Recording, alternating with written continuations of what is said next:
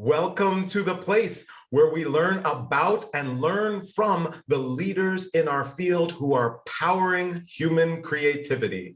I am Aaron Dworkin, and this is Arts Engines.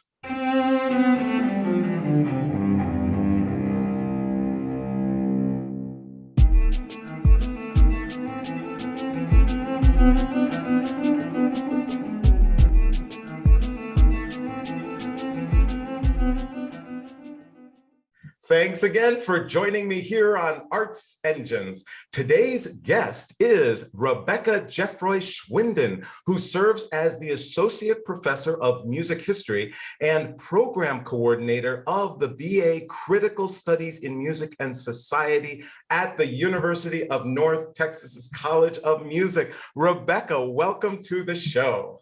Thanks, Aaron. Thanks for having me. So it is so great. We could spend several shows on just the work that you do and all of that. And I was just wondering, before we kind of get in, because I want to obviously talk about this new curriculum that you have at North Texas, but if you could kind of just give us a quick overview of kind of the focus, the overall focus of your work and studies. And specifically, I know you have from servant to savant there. If you could kind of just give us a sense of kind of how does that reflect kind of your overall work and focus that you do for your research? Sure. So my research is focused on the early age of revolutions. So I think if you ask someone in the College of Music what I work on, they'd say the classical era, but it's the exact same years of the early age of revolutions. And I'm interested in musicianship during that time and how musicians navigated really huge upheavals in their political, social, economic, and social structures. Got you. Awesome. Awesome. So how does that ultimately reflect as you think about it? One of the things that I always talk about on the show, we have various administrators who talk about, programs or even budgeting or things like that. And I'll often ask and I'll say, okay, so I see that in terms of that and its kind of intrinsic nature. So, but for our audience, can you kind of connect it? How do you see it impacting either artists or how we learn or what we're learning about or how we learn context of how we're working and creating today, things like that? How do you see that in terms of your work? Well, I work very deeply on the founding of the Paris Conservatory, which is really the first modern institution of the kind that I work in here at UNT. And I see resonances, sometimes good, sometimes bad, every day of the same discussions that people were having in the very first music conservatory that we're still having now. How do we form our curricula? What does a professional musician need to go out into the world? They're the same questions. And so to see that at the really earliest stages of modern democracy and capitalism and being able to compare that pretty precisely to what we're doing now is an incredible thing. Wow. Awesome. Awesome. And, and I love that kind of just commentary on how there was this sense of evolution and how are we constantly, potentially rethinking and realigning this work that we do.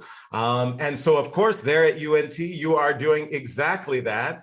And so wondering if you could share about this new curriculum. And of course, we're especially interested in this for our audience. Also, UNT, the University of North Texas, is one of our co-creative partners. And so as we think about these various focus for the shows, this really drove an essence of what we wanted to share with our audience.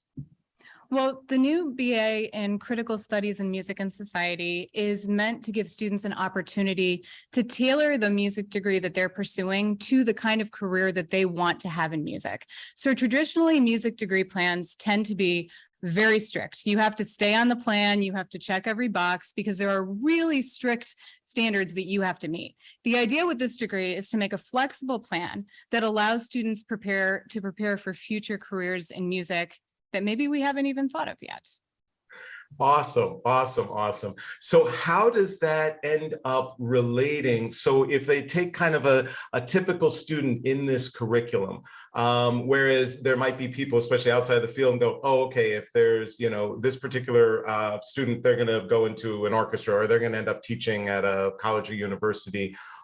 Is there a specific vision that you have for the graduates from this program, or are you almost waiting to see what they create? How does that look? Well, I certainly don't I don't have a vision. The incoming students have a vision of what they imagine themselves to be. So already in our incoming cohort, we have students who want to own their own record labels, who want to go into talent management, who have already released multiple albums and EPs, students who are interested in music journalism, writing about music. And so they're the ones really forging that future path that they know they want. And so they'll follow a core set of classes in music history and ethnomusicology, but then they have an opportunity to take 21 to 27 elective credits in non-music courses that will be their cognate area. So let's say you want to go into streaming services, you might decide your cognate area will be in computer engineering. That's just one example. See, and this is so awesome, and I think it's so necessary, because of course, from my perspective, and some of the work that I've seen at Michigan and others, right? The reality of students who are coming out into the world of the arts, and especially in music, it is tied to so many other fields. For streaming, it's tied to computer science, it's tied to marketing, it's tied to journalism. And in some ways, it seems like the music field for sure is currently being redefined. We don't know exactly, right, what those best revenue models are going to be for artists moving forward. There's going to be the new platforms that don't exist yet that are potentially going to help move the art form forward. And so kind of having that flexibility, I think is phenomenal. So one of the things, a lot of people in our audience are at their own institutions and may not have particular curriculum like this and are thinking about it or want to either incorporate or do some type of evolution. Sometimes they encounter pushback, or they're wondering, like, what are the first steps that I can take? Just wondering, what advice do you have in terms of the process that you utilized at UNT, both as it relates to just kind of getting the ball rolling, right? Sometimes people have ideas, but to get it going in a big institution sometimes just doesn't happen. And then also, was there any pushback, and or how would you encourage any of our audience members who want to follow in your footsteps to address some of that pushback? Well, I would say, I learned this from Kathy Davidson's book, The New Education, that one problem in higher ed is that we tend to be institution focused rather than student focused. And so when we started thinking about what our students need, we thought, well, how can we change the curriculum? And that instantly receives pushback because curriculum means credit hours, means changing entire degree plans. But then we looked at the curriculum we had, and my colleague, April Prince, had already developed courses in music as politics, music, gender, and sexuality, sound and cinema. My colleague, Brian Wright, had developed a course in the history of rock. And we said, hey, we also have this amazing ethnomusicology program that's been growing for the last 10 years. Why don't we use what we already have and just offer students a different pathway through it? We don't need, and so that was really the aha moment where we said, how do we use what we already have and the expertise we already have, partner with other programs in the university to give a student-centered focus to a new degree program? That is so true. And I think definitely when navigating these academic environments, it is so true that if you can really, take what already exists, it lessens the anxiety people feel when, as opposed to, we have this entirely new curriculum, all of this new course, everything is new, right, and people just can't seem to handle that level of change. But if it's, well, hey, this that it's just a reformatting of it and then building from that, I think is phenomenal. So as you see this process now beginning to move forward, do you have a sense of kind of, even, 4 or 5 years down the road, where things will look? Obviously, you'll learn from your graduates from it, but just wondering if you have any kind of long-term visions of how it might evolve even from where you're at now. Well, I think one thing is about capacity, right? So we started this degree program being able to use the faculty and the resources that we already have. So if this program is going to grow, that might require more capacity as far as filling courses and things like that, having professors who can cover them.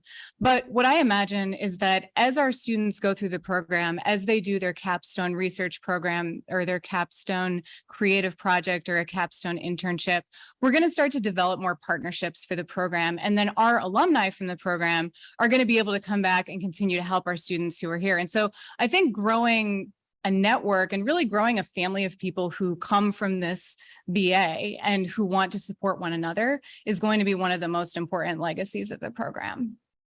Yeah, absolutely. Just critically important. And again, I find that tie both from internal, some of the things that we do in academia can be very insular and not connected. And so building those bridges to the world that your alums are actually going to be living in, I think is powerful. This is such an incredible program, and something that I think is not only reflective, as you know, from the past, that we really are just continuing that theme, but also is reflective of just the current day realities of our evolving field and disciplines. So unfortunately, we're running a little bit short on time, but I always like to ask my guests, this type of work that we do, especially when it's innovative, when in many ways breaking new ground, reframing opportunities that we're providing for students and or looking at our field, it can't always be easy, can't always be smooth. And so what it requires is people who help lead that process, such as yourself. And I'm curious, on those tough days, where do you look or draw upon for inspiration, for strength, when either there's pushback, or there's people who may not understand what it is you're trying to do, or there's simply the logistical issues sometimes of innovation? How do you find strength to sometimes overcome obstacles that may seem insurmountable? I look to my students and my past students who are out in the world doing amazing works in all kinds of contexts, whether it's nonprofits, whether it's in a university setting, whether it's as performers, as publishers. I look to my students because when I see the energy that they have and the creativity that they bring to what they do, I'm here for them. I'm here for that, right? And so for me, that's really where I draw a lot of inspiration. And that's why I was very enthusiastic about creating a program that would not lower a bar of entry into a college of music, but it would actually change that bar altogether and allow a whole new group of talented people who want to work in music into our community, because it's the students that really make the community and make us successful. Rebecca Geoffroy-Schwinden, you truly are one of the arts engines who is powering human creativity in our world. Thank you so much for being on the show. Thanks, Aaron. Thanks for having me.